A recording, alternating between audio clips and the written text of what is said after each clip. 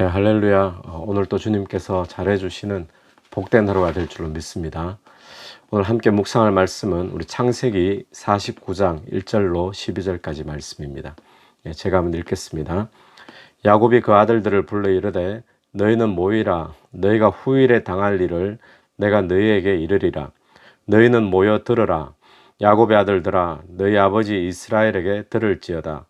르우벤아, 너는 내 장자요 내 능력이요 내 기력의 시작이라. 위풍이 월등하고 권능이 탁월하다마는 물의 끓음 같았은즉 너는 탁월하지 못하리니 네가 아버지의 침상에 올라 더럽혔음이로다. 그가 내 침상에 올랐었도다. 시몬과 레위는 형제요 그들의 칼은 폭력의 도구로다. 내 호나 그들의 모의에 상관하지 말지어다. 내 영광아 그들의 집회에 참여하지 말지어다. 그들이 그들의 분노대로 사람을 죽이고 그들의 혈기대로 소의 발목에 힘줄을 끊었음이로다. 내 노여움이 혹독하니 저주를 받을 것이요 분기가 맹렬하니 저주를 받을 것이라. 내가 그들을 야곱 중에서 나누며 이스라엘 중에서 흩으리로다. 유다야, 너는 내 형제의 찬송이 될지라. 네 손이 내 원수의 목을 잡을 것이요 내 아버지의 아들들이 네 앞에 절을 하리로다. 유다는 사자 새끼로다. 내 아들아, 너는 움킨 것을 찢고 올라갔도다. 그가 엎드리고 웅크림이 수사자 같고 암사자 같으니 누가 그를 범할 수 있으랴. 규가 유다를 떠나지 아니하며 통치자의 지팡이가 그 발 사이에서 떠나지 아니하기를 실로가 오시기까지 이르리니 그에게 모든 백성이 복종하리로다. 그의 나귀를 포도나무에 매며 그의 암나귀 새끼를 아름다운 포도나무에 맬 것이며 또 그 옷을 포도주에 빨며 그의 복장을 포도즙에 빨리로다. 그의 눈은 포도주로 인하여 붉겠고 그의 이는 우유로 말미암아 희리로다. 아멘. 예, 오늘 이 본문의 모습은 야곱이 이제 인생을 마무리하면서 이제 아들들에게 이제 축복을 하고 또 예언을 해주는 그런 축복의 장면입니다. 이제 아들들을 한 사람 한 사람 이름을 불러가면서 축복을 해주는데 오늘 유다의 축복 그리고 또 장자 르우벤과 또 시몬과 레위에 대한 축복의 이야기가 나오고 있습니다. 우리 첫 번째 야곱의 장자는 르우벤이죠. 그래서 르우벤에 대해서 야곱이 이제 축복을 하고 또 예언을 하는데, 근데 르우벤에 대한 예언은 좋은 예언이 나오지 않습니다. 오늘 이 3절부터 보니까 르우벤아, 너는 내 장자요 내 능력이요 내 기력의 시작이라. 장자라는 것을 지금 강조하고 있죠. 그런데 이 장자의 축복을 르우벤은 다 잃어버리게 됩니다. 그래서 오늘 이 르우벤에 대한 야곱의 이야기 중에서 주목하는 눈에 띄는 부분이 바로 이 부분인데요. 3절의 하반절을 보면 위풍이 월등하고 권능이 탁월하다마는 위풍이 월등하고 권능이 탁월하고, 근데 4절에서는 너는 탁월하지 못하리니. 그러니까 르우벤은 나면서 장자기 때문에 장자로서의 위풍이 다른 형제보다 월등하고 또 탁월하고 그런 것을 가졌는데, 근데 4절에 보니까 탁월하지 못하리니, 그 탁월성 월등성을 다 잃어버리게 되었다는 사실입니다. 참 안타까운 것이죠. 자, 그렇다면 이 르우벤은 왜 이 위풍 또 탁월함 이걸 다 잃어버리게 되었을까요? 4절의 하반절에 그 이야기가 나오고 있는데, 너는 탁월하지 못하리니 네가 아버지의 침상에 올라 더럽혔음이로다. 그가 내 침상에 올랐었도다. 어떤 이야기인가 하면 야곱의 가족들이 광야의 길을 오는 그 노정에 장자 르우벤이 야곱의 첩인 빌하와 간통하는 죄를 저지르게 되었습니다. 여기서 이제 간통이 그 당시에 어떤 사회적으로 또 남녀가 많이 만날 수 있는 기회와 이런 것이 없다 보니까 여자가 참 귀한 그런 시대였죠. 그래서 이게 르우벤이 의도를 했는지 그렇지 않았는지는 알 길은 없지만 의도하지 않은 것으로 이렇게 대부분 많이 봅니다. 이제 충동적이었을 것인데, 그런데 그러나 그 아버지의 첩인 빌하와 그런 간통의 죄를 저지르게 된 것은 분명한 사실이죠. 그 이야기를 들었을 때 야곱은 어떤 반응을 했을까요? 그때 야곱은 그 이야기를 듣고는 뭐 아무 말도 하지 않았습니다. 아마 기가 막히고 어이가 없어서 그랬겠죠. 성경에서는 단지 이렇게만 표현합니다. 창세기 35장 22절 말씀에 보면 이스라엘이 이를 들었더라. 그냥 야곱이 그 이야기를 들었더라. 그렇게만 기록이 되어 있었습니다. 당시 로벤이 그 모습을 보았을 때 어떤 생각을 했을까요? 로벤 생각에는 별 큰일 없이 그냥 지나가는가 보다 그런 생각을 했겠죠. 그런데 지금 세월이 한 40년 가까이 지난 뒤에 아버지가 축복을 하고 예언을 하는데 그때 아버지 야곱이 느꼈던 그 아픔과 그 슬픔이 예언적인 내용으로 담겨가지고 지금 영향을 끼치고 있다는 것입니다. 여기서 우리가 볼 수 있는 것은 무엇입니까, 여러분? 우리가 남몰래 엄밀한 죄를 지을 때가 있죠. 그러고 난 뒤에 보면 당장은 어떤 별 탈 없이 지나가는 것 같습니다. 죄책감도 있고 그랬지만 별 탈 없이 지나가니까 뭐 회개하지도 않고 그냥 지나치는 경우들이 우리의 삶에도 가끔씩 있죠. 그런데 우리가 이 본문을 통해서 보는 것은 죄라고 하는 것은 때가 되면 반드시 다시 기억되게 되어 있고 또 그 죄에 대한 대가를 묻게 되어 있다라는 것을 우리가 보게 되어지죠. 그때 당시는 당장 눈에 보이는 어떤 뭐 죄에 대한 어떤 벌이 없고 징계가 없고 뭐 그냥 넘어가는 것 같이 보이고 그럴지라도 그냥 그 죄가 묻어서 없어지는 것이 아니라 때가 되면 그 죄에 대해서 묻게 되고 또 그 죄가 다시 기억나게 되는 그런 때가 반드시 있다라는 것을 이 로벤을 보면서 우리가 보게 됩니다. 근데 로벤에게 그 죄의 결과는 참으로 뼈아픈 것이었습니다. 장자로서 월등하고 탁월했는데 그 탁월성을 잃어버리게 된 것은 바로 그 죄 때문에 그런 결과가 일어나게 된 것이죠. 이 로벤이 얼마나 여러분 원통했겠습니까? 여러분 우리가 기억해야 될 것은 죄는 성도의 어떤 월등함, 성도의 탁월함을 잃어버리게 만든다라는 사실을 우리가 기억해야 됩니다. 엄밀한 죄가 있으십니까? 하나님의 허락하신 장자권, 또 하나님의 허락하신 축복, 탁월함을 잃게 만드는 치명적인 것이 바로 죄다라는 사실을 기억하면서 우리가 죄를 거절할 수 있는 은혜가 있게 되길 바라고 또 죄를 끊어버릴 수 있는 그런 은혜, 또 죄를 회개할 수 있는 그런 은혜가 이 로벤의 모습을 보면서 우리에게 있게 되기를 간절히 바랍니다. 두 번째로 야곱이 축복하는 형제는 자녀는 이 시므온과 레위입니다. 이 로벤 바로 다음이죠. 그런데 이 두 형제도 축복을 받지 못합니다. 이유는 무엇일까요? 오늘 본문에 나오는 이유를 보면 그것은 과거에 이 세겜 땅에 자기의 친여동생 디나가 놀러를 갔다가 세겜 추장에게 강간을 당하는 사건이 참 발생하면 참 엄청난 가족의 사건이죠. 여기에 대해서 이 시므온과 레위가 굉장히 격분을 합니다. 그리고는 오늘 본문에 6절에 이런 표현이 있는데 내 호나 그들의 모의에 상관하지 말지어다. 그들의 모의, 뭐 어떤 업무를 지금 계략을 꾸민 거예요. 어떤 계략을 꾸몄는가 하면 막 복수를 하기 위해 가지고 세겜의 모든 남자들이 다 할례를 받는 조건으로 할례를 받으면 추장 당신에게 내 동생을 주겠다, 결혼시켜 주겠다, 이렇게 지금 계략을 꾸민 것입니다. 그래서 세겜의 성에 있는 모든 남자들이 할례를 받게 됩니다.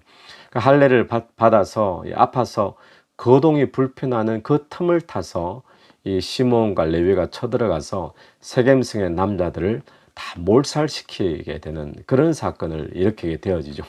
그래서 야곱의 가족은 그것 때문에 큰 위기를 만나게 됩니다. 왜냐하면 그때 당시에 부족 국가들은 서로 한 부족이 크지 않기 때문에 연합을 하잖아요. 혈맹을 하고 동맹을 하는데 그 한 부족의 남자들을 다 몰살시켰으니까 뭐 여러 혈맹을 맺었던 부족들이 나라들이 쳐들어올 것이 분명하기 때문에 그 위기 때 야곱은 다시 베델로 올라가서 하나님의 은혜로 뒤쫓는 자가 없게 되는 이제 그런 은혜를 누리게 되어졌죠. 그래서 해결이 되어졌습니다. 그래서 야곱이 그때의 일을 지금 기억하고 있는 겁니다. 그래서 5절에 보면 이런 표현이 있는데 시므온과 레위는 형제요. 육적으로 형제와 분명히 하죠. 한 부모님 밑에서 났으니까. 그런데 여기서 말하는 형제라고 하는 것은 육적인 형제일 뿐만 아니라 그들의 성질도 지금 같다는 거예요. 또 그들의 어떤 분내는 거, 그들의 어떤 혈기 부리는 거, 이것도 똑같은 형제다라는 겁니다. 그러면서 그들의 칼은 폭력의 도구로다. 그들이 얼마나 폭력적이었는가, 그것을 지금 야곱이 이야기합니다. 그래서 우리가 이렇게 생각을 해야 됩니다.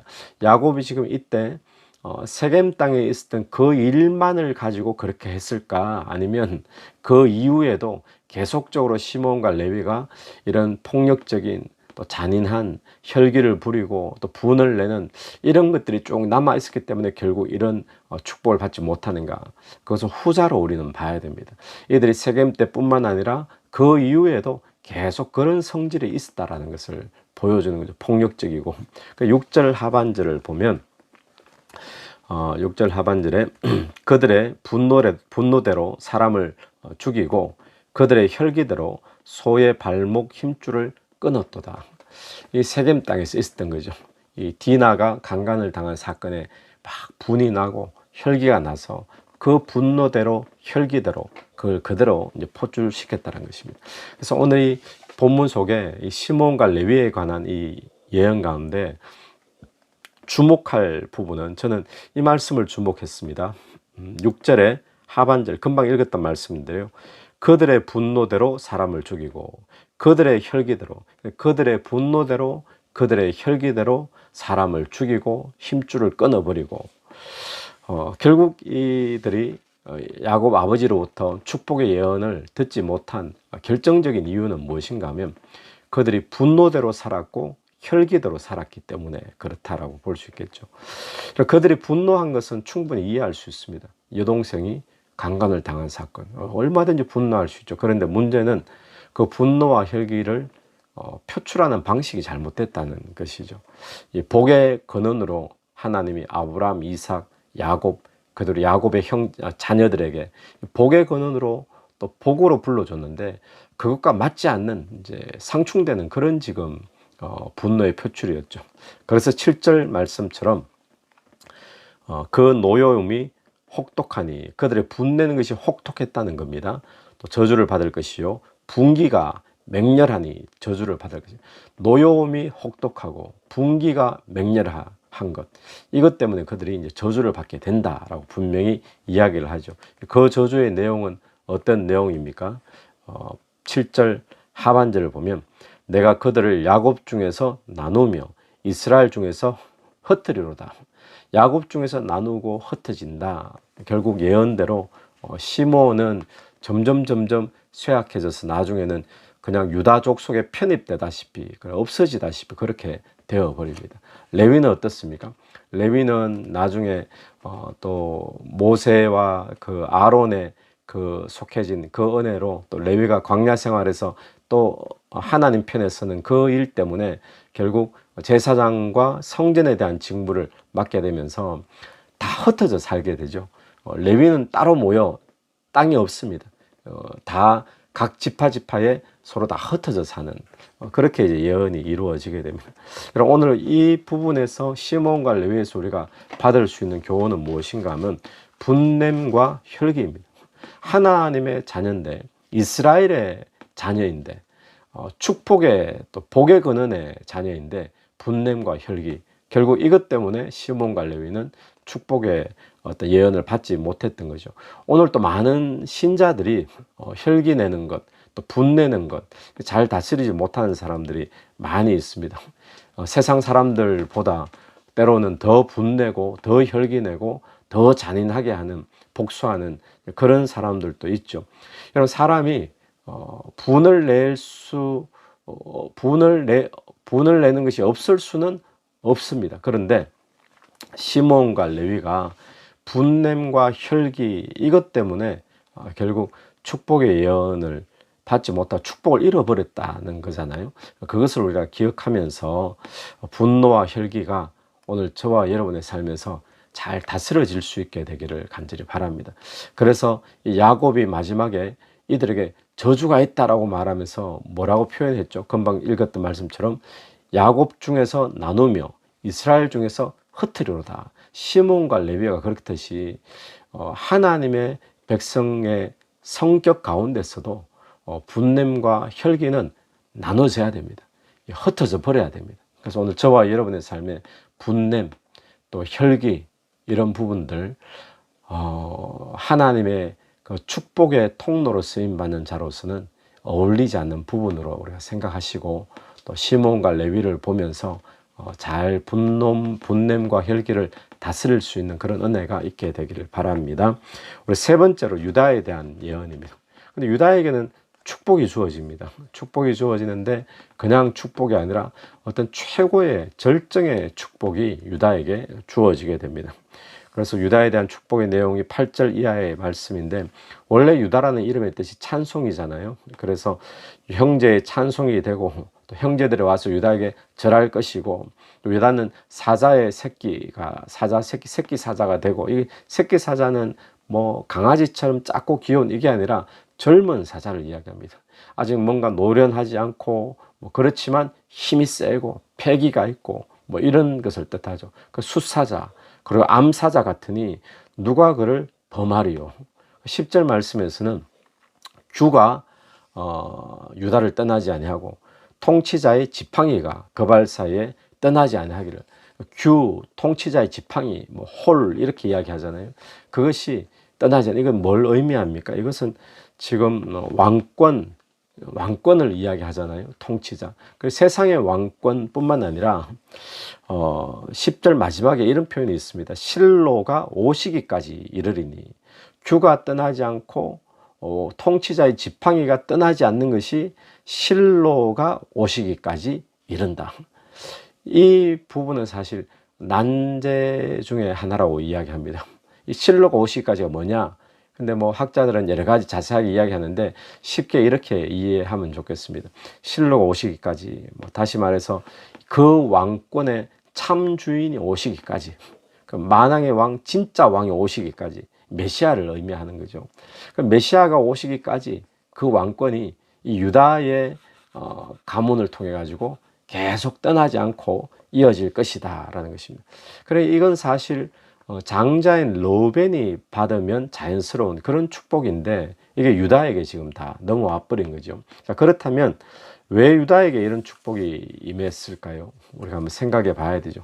이 성경 속에서 유다에게 이런 축복이 임할 만한 그런 내용이 있습니까? 예, 많지는 않은데 우리가 지금 발견할 수 있는 것은 얼마 전에 보았듯이 요셉이 애굽에 국무총리로 있는 가운데 또 그 지역에 가뭄이 들었을 때 온 가족이 지금 가뭄으로 죽게 되는 그 상황에 양식을 구하러 애굽으로 가야 되는데 근데 아버지는 베냐민을 보내지 않고 또 양식을 구하러 가긴 가야 되고 이 가족을 구원하기 위한 어떤 문제가 풀리지 않을 때 아무 형제도 나서지 않은 상태였잖아요.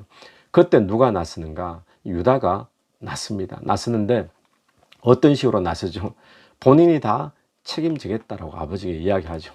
베냐민이 어떤 일이 생기면 자기 생명을 담보로 하겠다. 그리고 베냐민이 대신 잡히면 자기가 대신 잡히고 베냐민을 반드시 살리겠다라고. 그리고 언잔이 발견되면서 누명을 쓰죠. 그리고는 베냐민이 종으로 지금 잡힐 그런 순간에 유다가 났습니다. 내가 종이 되겠다. 베냐민은 풀어주라. 그러니까 지금 집안이 다 죽게 생겼을 때 그 죽게 생겼을 그 상태에서 구원의 어떤 문제를 풀 만한 그런 이게 보이지 않을 때 그때 유다가 나서서 어떤 행동으로 문제를 풀게 되는가 하면 자기 자신을 던지는 겁니다. 자기 자신을 희생함으로 온 집안의 구원의 실마리를 풀어나갔던 것이 바로 유다의 모습이죠. 그 유다의 모습을 통해서 우리는 누굴 봅니까? 그 유다의 지파에 나중에 오게 될 메시아의 모습을 보게 되는 거죠.